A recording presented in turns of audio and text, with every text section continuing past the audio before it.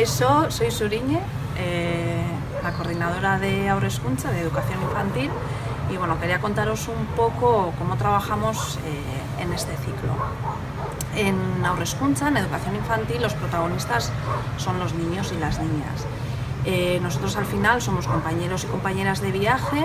Lo que queremos es conocer sus intereses, sus necesidades, y a partir de ahí pues darles herramientas para afrontar un poco los retos del día a día. A través del juego pues conseguirán desarrollarse como personas. Le damos mucha importancia al juego. Utilizar el lenguaje, relacionarse con compañeros y compañeras, aprender a una vida saludable.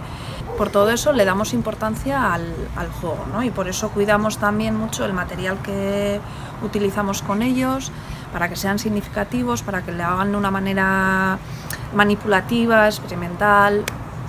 En estos momentos estamos viviendo un curso especial por la situación que estamos viviendo, pero bueno, al final lo que queremos es seguir intentando mantener un ambiente cercano y familiar.